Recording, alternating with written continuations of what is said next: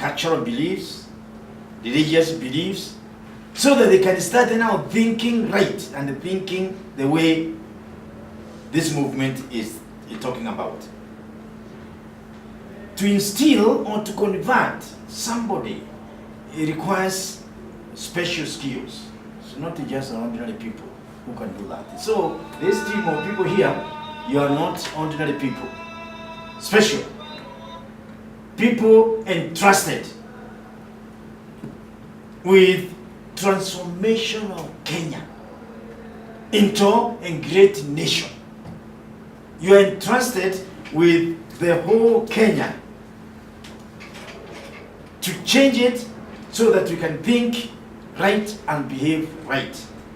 So the one is patriotic, which is the central in this thinking. To be patriotic.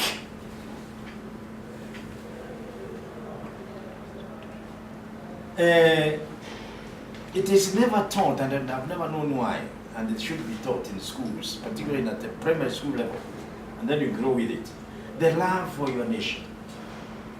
You happen to be a Kenyan, and therefore you have nowhere else to go. And the best you can do is to make it better each time, each day, and not to destroy it.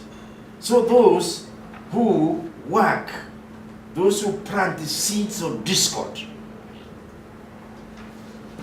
those who go around confusing people, they are not patriotic. They don't love this nation. When other people are flowing here and seeking to settle in Kenya, there are Kenyans who are working the other way around. They need to be changed. They need to be helped. Patriotic, law-abiding, form a national character, and the backing ground of this is, the backing ground of this effort is the erosion of public manner, and it is bad.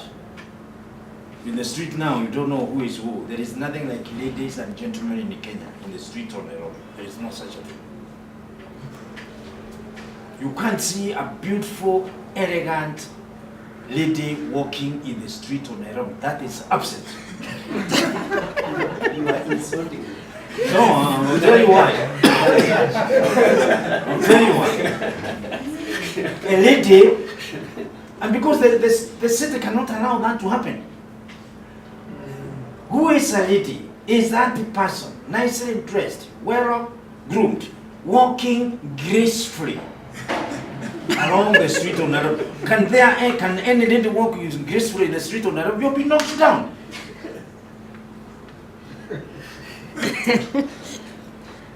Go to London and some other cities, and that's where you find all these things. My wife and I, we are driving along the street of Los Angeles, and in front of us, there was a lady driving those vintage, vintage, those old cars, but very clean and beautiful. And I asked Gladys, my wife, can we see something like this in the street of Nairobi? Somebody driving gracefully, you stop where you're supposed to stop, and you move when you're supposed to move, beautifully. Where are the pianos? Jenny piano. You can't send them in the street. Cheruget, Mrs. Cheruget. Where are they? They disappeared in some places. They don't come to the street. And that's why we need to see them. And all our girls say, I would like to be like that. We don't have. What about a gentleman? 3-piece suit, walking stick, and a cap on the head, and walking like a gentleman. We don't have it. It's all running. Those with matatus, they are coming in, they are push you around. Others with wheelbarrows, they everywhere, you knock down, and all that kind of thing. It's the obvious. So, yeah, we want to see nicely dressed men and women in our street, but there's no street that can provide that kind of behavior. None. Terrible. So, what was I saying? Gentleman. Yeah, this is a gentleman. Yes. Yeah, it is a national character. That's what I was talking about. Erosion of public manner and national character. It's gone. In today's paper, we have not moved, we have not improved in corruption. We are now, I think one of the, who read it today? I read it quickly in driving. But we are among the most corrupt people in the world. The nation, in today's paper. We have not improved at all. We have not moved a stage higher from 2014. And so on and so forth. So, what is the reason for this kind of thing? It's because the backing ground of all this is the erosion of public manner and the national character. Our name is not very good. I was at the Miami airport in South America, in USA, southern state, where I read this. Never avoid visiting Lagos, Nigeria. Put in the airport. Avoid it because of pickpockets. Who knows how much we advertise in other cities? People saying avoid Kenya because of this and this and that. They do all these things, and they don't tell us. Okay, let me finish by saying, instilling values in society, and this is what we're doing here. The principle that will apply is the principle of covering the whole country. Extensiveness, measuring geography. We are covering the whole country. It's another concept we need to develop. In other words, it's not only in one area. We are covering the whole country. And in covering that, we also need to add to that the whole idea of comprehensiveness. Extensiveness, comprehensiveness. Extensiveness is geography. We may go through the country very lightly. We're not converting anybody, we're not doing anything, we're wasting time, and so on. But without the density, are they getting the message? And if they get it, would they apply? Comprehensiveness covers density. How much is this message reaching people? Or scattered, one here, another one there, another one far away, another one there. And finally, is intensiveness, the ideological beliefs of the people, which we need to start in developing. When people believe in things, MPs are trying to change the clothes in the party to say that even if you're defeated in this party, you can go to another. Because it was earlier said that you have to believe in your party. And if you come to a party, will not accept you because you are not trusted. But in the parliament now, there's a debate to go back again to what we are, so that we are loose, we are careless, we do anything as we would like it to be. So the idea is to change, to convert, to transform, to form Kenyans so that they can think the way we are thinking here. And therefore, if we do that, the elections will be right. We will get the right people in the parliament and in the Senate, and all other electoral positions will be filled by the right people. Asante sana, Mungu awabariki. Thank you. I thought Dr. Mwiti, you end up by saying what Martin Luther said. That Yeah, I can see the time. Always that. Yeah. When Children. yes. let me tell them what Martin Luther said. But the color of the skin, but the content of the Martin Luther is commonly known as the reformer. He's the one who penned 95 theses. I preached in that church at one time. 95 theses, which he wanted to present to the Catholic Church and to say, these are the reason why we feel we should not be part of you. When they are doing that debate, because the church was the government then, and if you disagree with them, chances were you are executed. So Martin Luther, at one time, when he penned all those papers, he said that, what I've said, he said, here I stand. I can't recant what I said. Another one, I can't withdraw what I've said. That is transformation. When you are changed to that level, you can't be reversed to your former nature. You continue now with a new, discovered lifestyle. So Martin Luther still says, "Here I stand, I can't recant." That statement is quoted for men and women whose stand is known, and they can't be bribed or corrupted because they are changed, transformed, and formed, and now they move with the newness of life. Asante.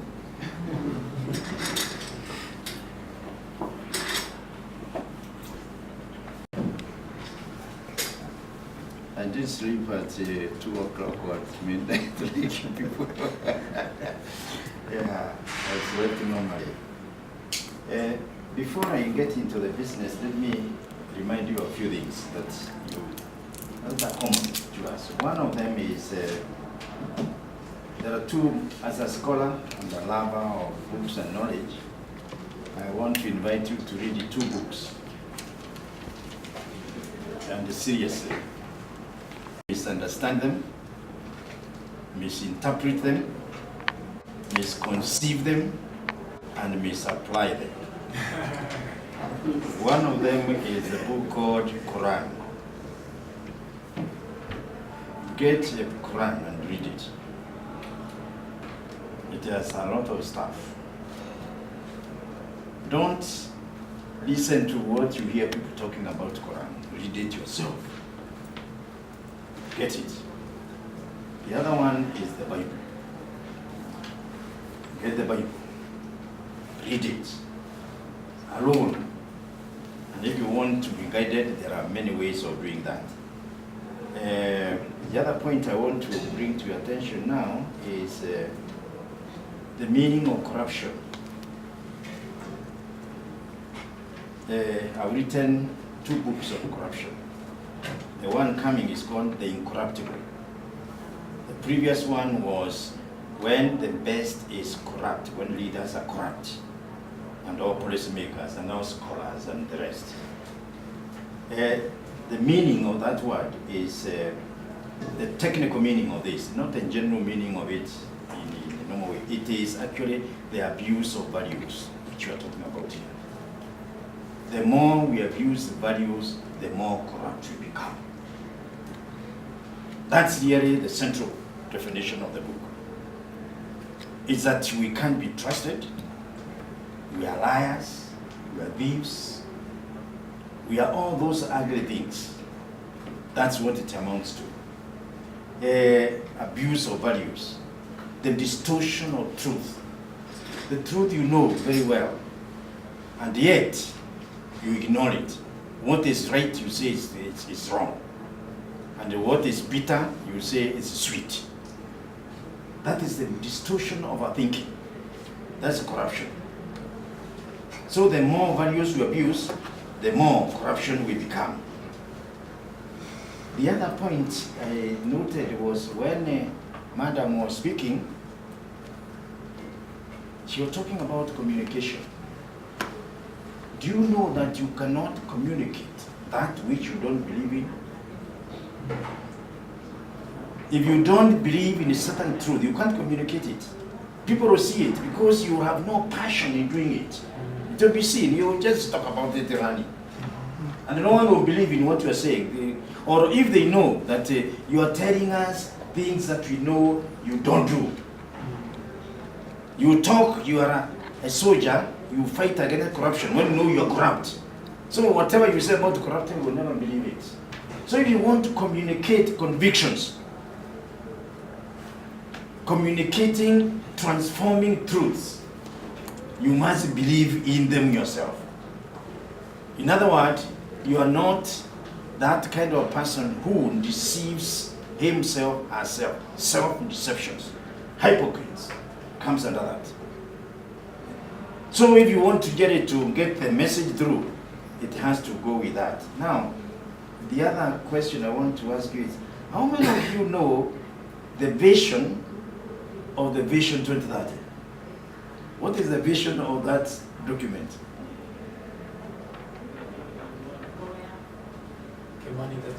I'm not raising my hand because. Yeah, but quickly let me tell you what it is all about.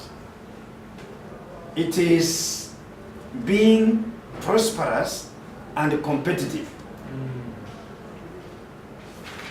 Meaning, overcoming all these rudimentary problems we have, overcoming poverty to a great extent, so that, and the definition of poverty is inability to go where you want to go when you want to go. Inability to dress the way you want to dress when you want to dress. The way to eat, or the inability to eat what you want to eat when you want to eat. You can't go where you want to go because there is a force working against you. It's not the DC, it's not the president, it's no one. All those people don't stop you from going to those places, and yet you can't go to those places because there is a force against it. In the mail, where I come from, I ask them, how many of you would like to go to Mombasa and really see the ocean and swim? Everybody raises their hands. And then I say, why don't you go there? Why can't you go there? It's because of this problem. Because I used to travel very much. A lady, and a husband of a very beautiful lady, came and told me, Brother Mwiti, I would like my wife to get into an aeroplane and fly. And I want the money. How can I do? Can she accompany you in one of your trips? And the answer was, those trips are not enjoy riding. You're going to do something there. You can't just get in the plane and go nowhere. You must go somewhere where you go. Now, the other point I think what the contribution is something we teach at our institute. I'm sure you are familiar with the teachings around the world, and in our country now there are many speakers on this topic, creation of wealth. And they're very popular. Among the top motivational speakers, they talk about money, making money, because everybody is interested in that. Listen to what we teach there. It's not about money. We teach about making a contribution, and we call it a major contribution. Making a major contribution in society. That is, what in your life will you leave behind? Out of that, money is made. And direct search for money will not help. You must have a problem you want to solve in society. And the moment you identify it and really pursue it well, you'll get that money. In other words, money is the result of hard work. Economically, you can't earn without producing. And corruption, you earn without producing. And therefore, you are actually working against the development and the growth of a nation. That is the evil of corruption, is that many people earn substantial amount of money without contribution, because money is earned through production.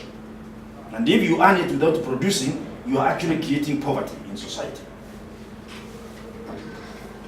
So I was asked to talk about the campaign concepts.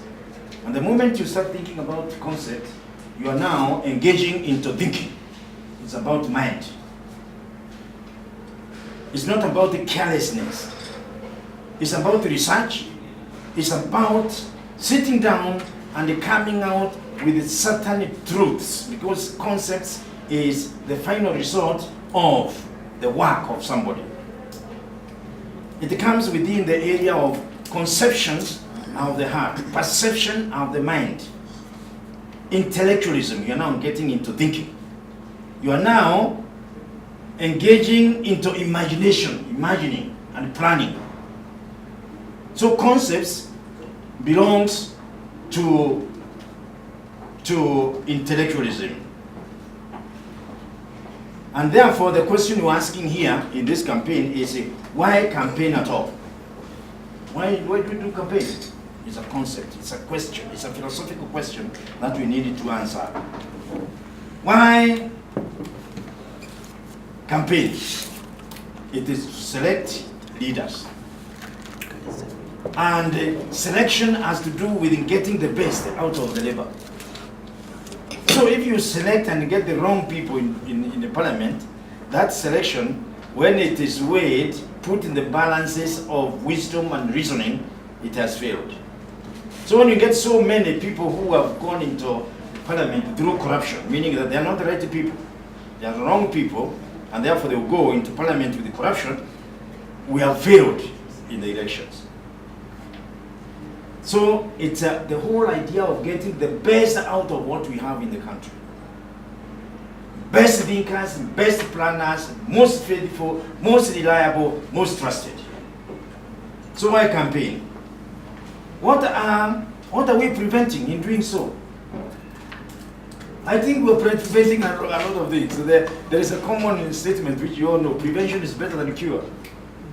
Because we failed to prevent ignorance in the leadership everywhere, we are now harvesting what we planted 30 years ago. That is here the problem. What are we preventing by this exercise? Investing so heavily, what are we preventing? We are preventing disasters. We are preventing calamities. We are preventing violence. We are preventing all those ugly things which follow anything that is done out of a principle. Anything that you do out of a principle, you can't get one answer to the question. You will get many answers, and that's exactly where we are now. We are wasting a lot of time in the courts because they are not applying principles. Because the application, the crime committed, had a lot of external influence, and therefore cover up and the hiding and whatnot comes in, and because of that, it takes too long, and there are many answers to that. So, what's the purpose of campaigning? Or what is the expected result? That's what we should actually aim at. The expected result is getting the best of Kenyan in Parliament and in the Senate. It is getting the best mind in civil service, getting the greatest thinkers in our universities, getting the best men and women in agriculture will produce more.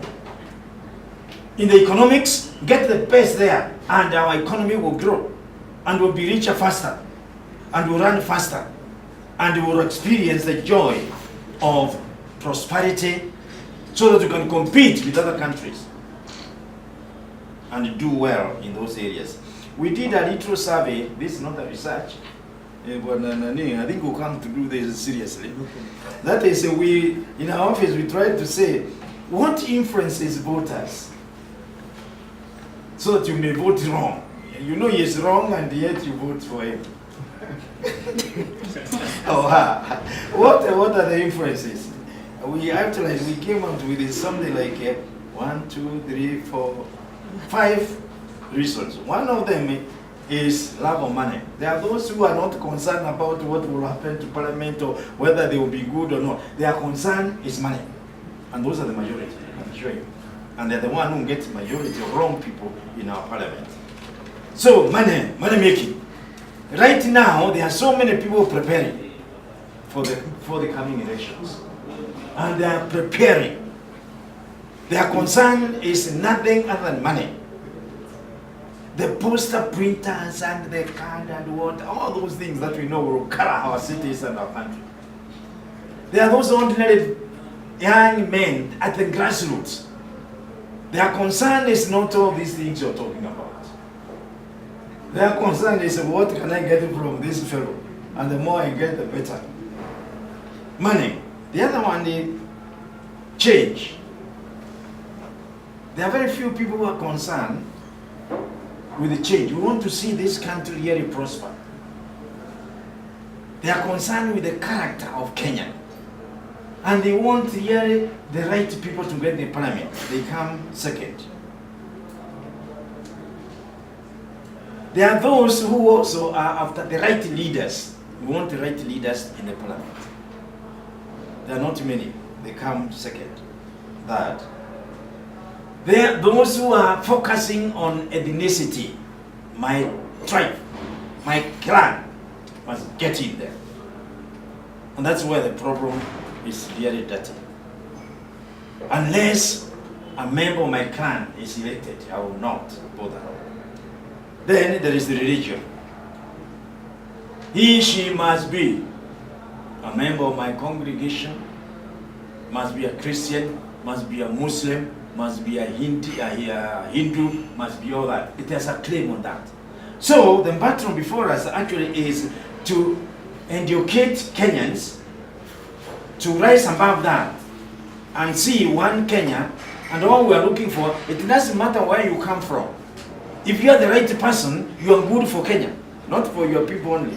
Actually, these guys in the parliament are not village leaders, they are national leaders. We are looking for national leaders.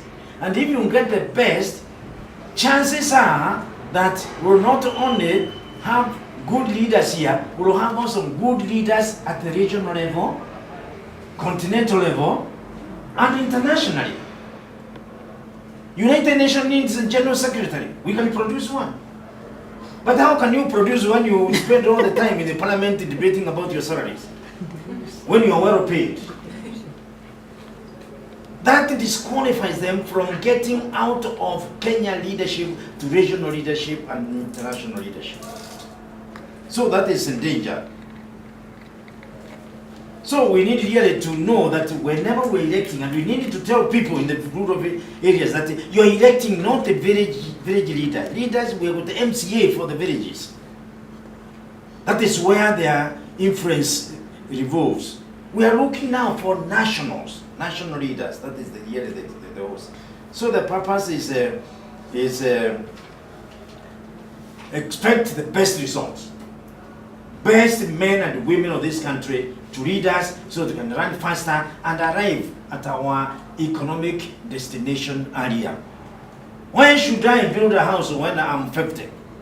When I'm retiring, it's time I'm building a house. Do you know that is a major cause of corruption?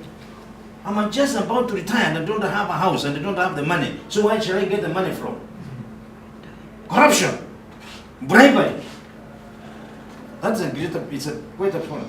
No, preparation for elections is another concept we need to develop here. And the one which was mentioned in the paper, I picked it from the paper here, prepared by that fellow from Equity Bank, is creation of a movement.